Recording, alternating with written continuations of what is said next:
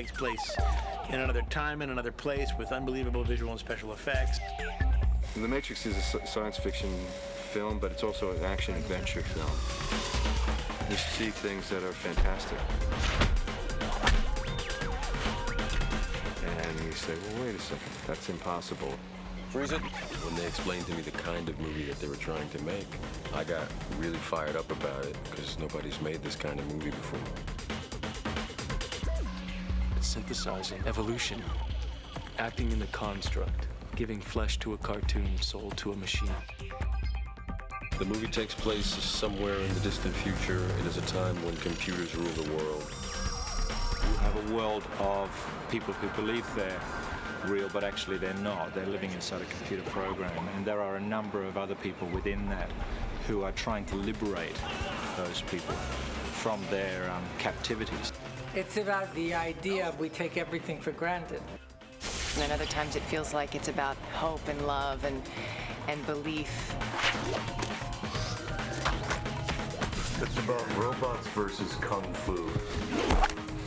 And there's some crazy action.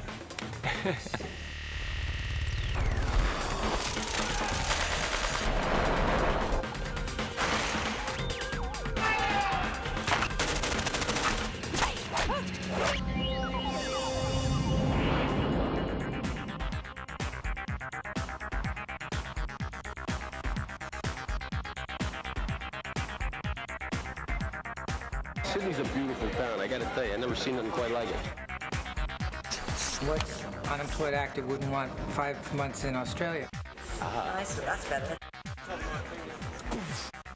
Filming on a location in Sydney is actually a pleasure. We're in a great city that's got a lot to offer and a very professional crew. Well, here we are in Sydney in a beautiful new facility. This stage is literally brand new. We're the first movie in the stage, and we moved in here to build these sets. The paint was wet on the walls. I mean, it literally, do not touch the walls, they're wet.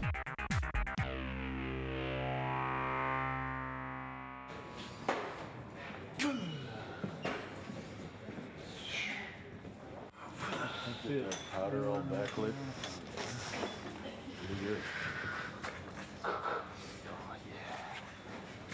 Is it okay if I kind of come forward? It's always a difficult thing to ask anybody where do you get your ideas from. Nobody knows. They just sort of happen. A friend of ours asked us to come up with a concept for a comic book.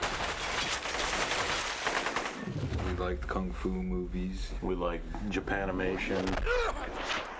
We like, John Woo movies and books that are, science fiction that is about the sort of nature of reality. You've been living in a dream world, Neo.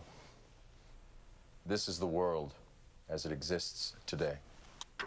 What's interesting about the whole idea of cyberpunk is that it's a great way to create a sense of alienation and disconnection and alternate worlds being caught in sort of these quasi-dream, quasi-conscious states. Or you want me up like this? That's the one. That's the look. I first met Larry and Andy when I read Assassin, and it really was an incredible script. It was a very dark, edgy piece of material, and I really was impressed with that style. And they showed me this animated Japanese cartoon, and they said, we want to do that for real. And that was an incredible idea to me. I mean, to actually see that animation come to life, and believe me, essentially it has.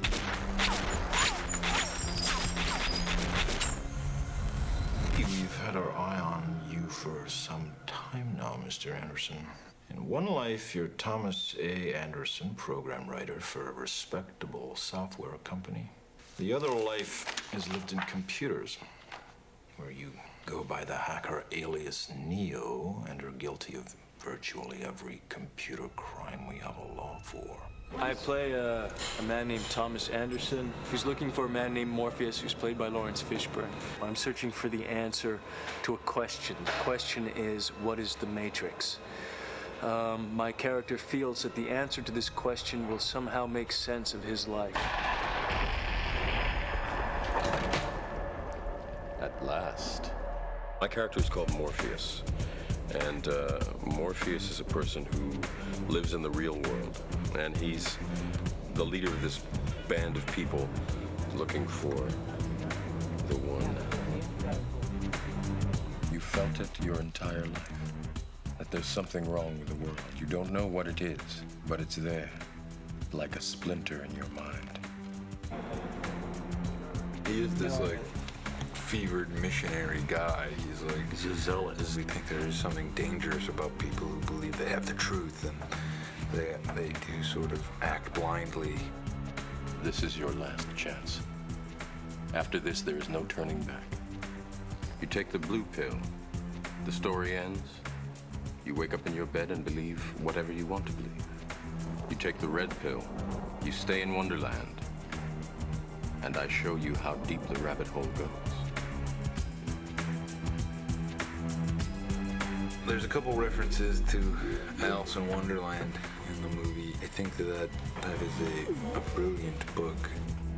She comes into this world, and there are all this craziness, and people just give her things and say, eat this, drink this, and everything affects her and changes her, and nothing makes sense. Nothing's logical. It's the way you have to do it, and we tried to do that with the beginning of the film.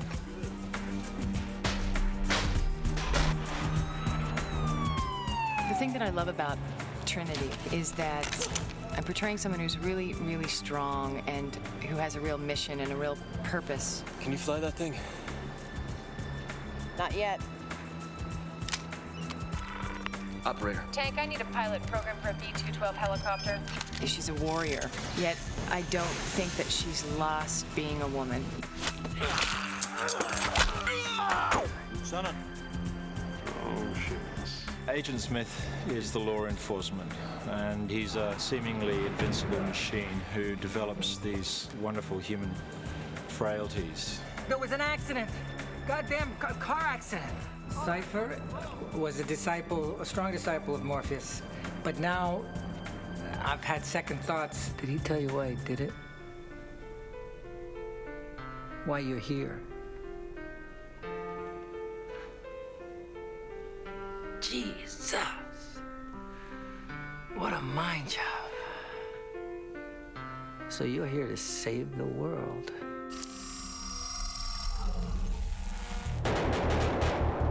You go from the 150 to... Speaking about Larry and Andy together as a pair, as a team of writers, I liken them to the Brothers Grimm. I have to imagine that that's what the Brothers Grimm were like. Oh, God. Somebody's going to be here. They work very well together. They've got a wonderful sense of humor. So you do get a dialogue happening that is normally just within the one director's head. So it's normally one director talking to themselves, working out a problem, and then expressing their solution to that problem. Whereas with Larry and Andy, you'll see the dialogue going on. Just like real guys, and there's none of that kind of Hollywood thing is not evident at all. You know, they're from Chicago, you know? They wear shorts, they wear baseball hats, they watch basketball games, they love movies, they love, you know, they get so excited. There's nothing greater than doing a scene for them and for them to get excited. One day, one day I will no longer just be a computer nerd. I will be a superhero. They seek and search for clarity. They're very thoughtful, and yet they're very they have a wonderful sense of humor.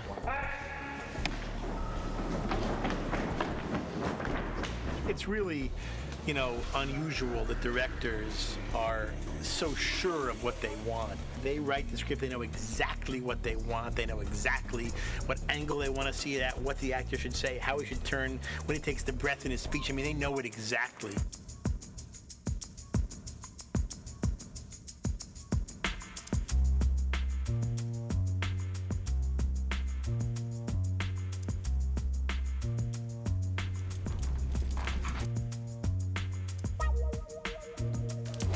brothers had storyboards of fight sequences that they wanted to see, certain, punches and kicks and flips that they wanted to see. I see some of the framing of, Frank Miller. There's some Japanese angles and perspectives in it. Dodge this.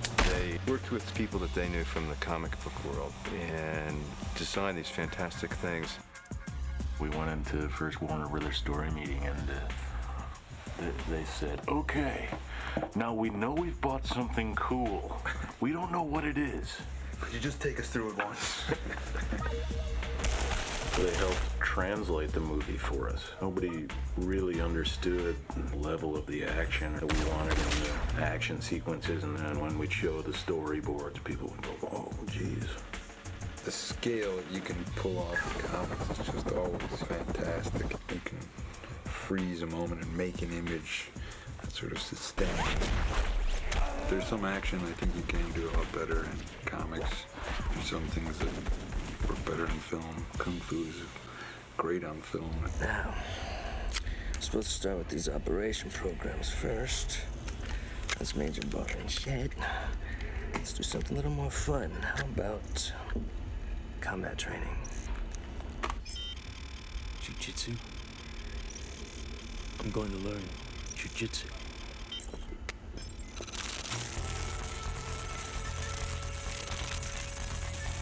And action!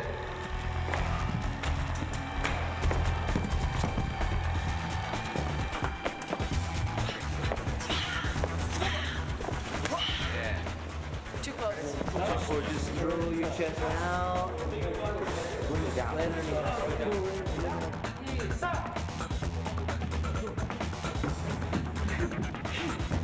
We wanted to do the action differently, and one of the things that we love about Hong Kong action is the way that they shoot fight scenes with long takes and wider angles.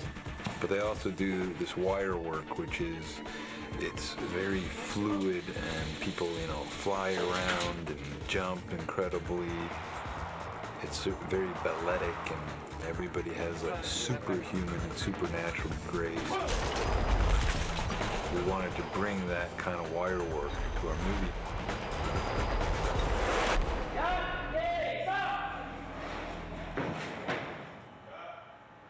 You don't have to go up so high like you're reaching for. More out. This looks better. Yeah. When I first became involved, Larry and Andy were a little frustrated because their dream was to work with this guy that had done Fist of Legend. And through contacts in Hong Kong, we tracked the guy down, turned out to be Wu Ping.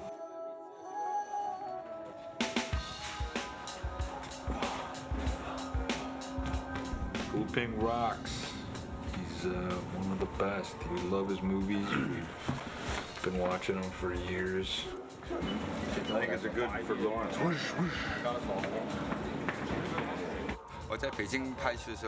He said, I really don't know how they got my number and about me. All that he knew is he was in Beijing making a movie and got a call from Hong Kong saying that the two brothers were really interested in talking to him.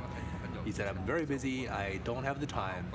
And then the call came again. He read the script and he thought that script was a very brilliant script. So he decided that he should do it. One of the incredible experiences on this movie, and unlike any other movie I've done, is that our four leads spent 3 or 4 months training with Wu Ping and his Hong Kong stunt team.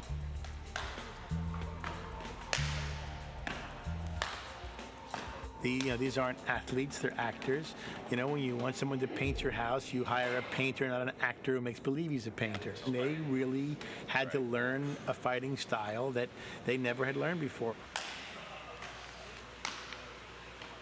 It was a tremendous hardship, but it is evident on the film when you see it that that's Lawrence and that's Carrie Ann and that is Keanu in those scenes doing that stuff, and it's astounding. We started training in October of '97. Trained all the way through till March of '98. That was on like an everyday basis. 1, 2, feet. Ready, It was a very involving, exhausting process, which I initially thought we were going to be doing Kung Fu for maybe 4 or 5 weeks, something like that. And it ended up being months and months of training. The interesting thing is in the challenge. And the challenge is how we can make these people look as though they know they are born with the skills. We all sort of have our own person that is sort of our teacher. And my teacher's name is Ma Dai. He really held my hand in the beginning and was very hard on me at the same time. Chu is Keanu's main guy, and Chu doesn't speak any English. Then we have Dion, who oversees all of us, and he speaks better English than the rest of the guys. And he sort of our go-between Wo Ping and us.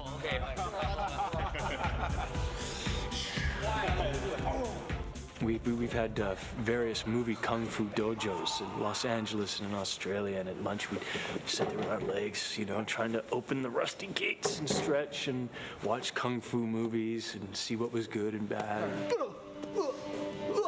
Action. I really didn't know if I would be able to do what they were asking me to do. I was going every day and getting on the wires and being lifted up just to get the feeling of being lifted up on the wire, and then, you know, practicing sort of getting up the wall and then having the wall padded and then going along the padded wall and then them taking the pad off and me being terrified. Like, I couldn't do the wire that day, the day they took the pads off the wall, because I was so afraid. He's very inventive and organic the way he works, and you know, you must have your own style, but you also have to have, you know, and you know, good kung fu. Initially, I think Wu Ping and the wire team, they took us on and thought we were useless, which we were, hopeless at kung fu. But they slowly realized after a couple of weeks that maybe we were going to be able to get to a level where we'd be halfway decent.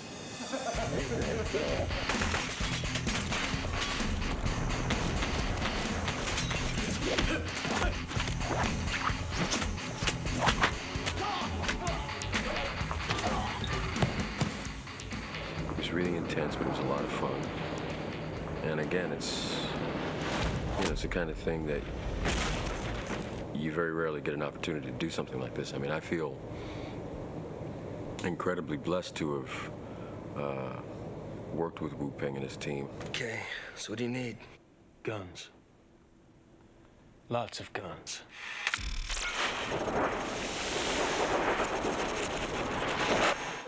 Pass out to everybody a rubber handgun, just so when I go over the nomenclature and what the weapons parts are, you guys understand what they are. You can physically have something. And these are 100% safe. Turn!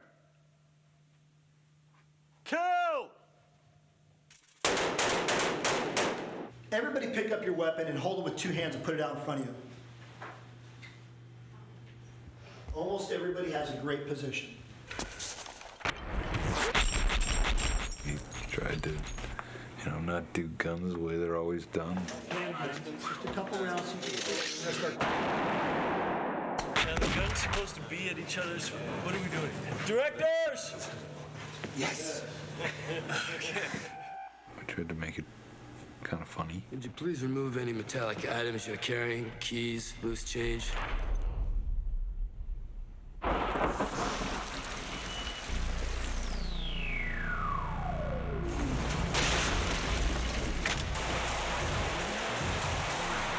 The sets on the picture all originated from the visual design of the film that Larry and Andy achieved in storyboarding the film.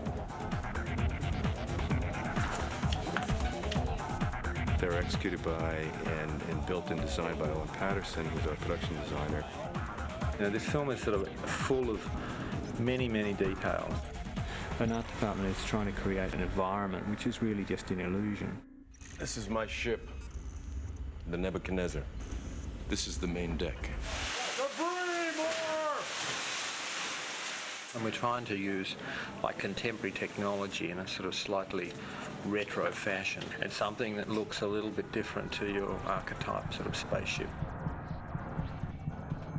we've sort of fallen back a great deal onto, and utilised, as Larry and Andy wanted us to do, a lot of Jeff Darrow's drawings, which were the original conceptual thing. But we're trying to sort of promote that idea of a reality that isn't real. You'll look at it and go, oh, it's a real place, but there are these illusions sort of within it.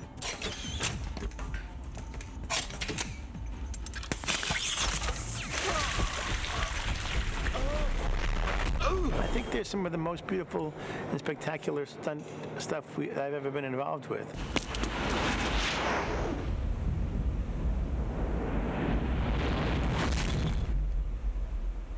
Whoa. There's style and visual effects in these action sequences that has not ever been seen before.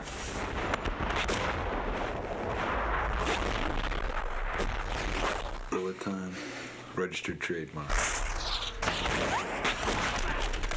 Enter the Gata. The Gata Force. Do one more. Let's get the wind cue right. Yeah. Nobody's around. He's around. So you might want to spin around and face the subject at hand. In this particular rig, there are 120 cameras and 2 motion picture cameras set up. Bullet time is something that was conceived for The Matrix specifically. But I think it's a byproduct of the directors observing technology, and then they ask the right question at the right time. That's the money cam at the end, that last one where the bullet is basically going to come over your head. I could shoot the same exact stunt several times over. I can also do things like I can go forwards in time, but then I could also choose to stop the camera abruptly, start moving backwards against itself while the action continues to move forward. I can create a 3-dimensional construction of the object. Everything begins with a simulation, and all the math for how to shoot it works backwards from there.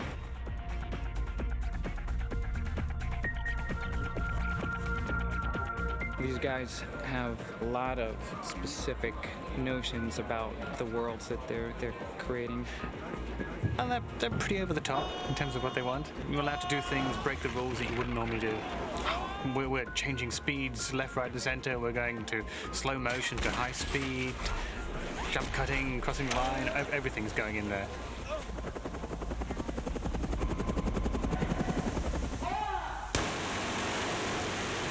To achieve what seems like a fairly simple thing to do, to fly a helicopter down the front of a building, shoot a window out and rescue someone by jumping out the window, it seems, as we'll see it in the film, a seamless object. But in fact it's been shot in 2 different buildings, it's been shot on a big set.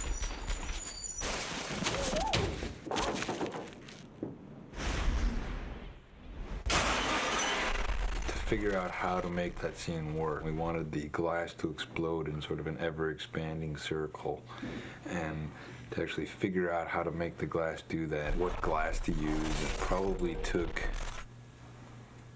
3 months of heavy-duty research.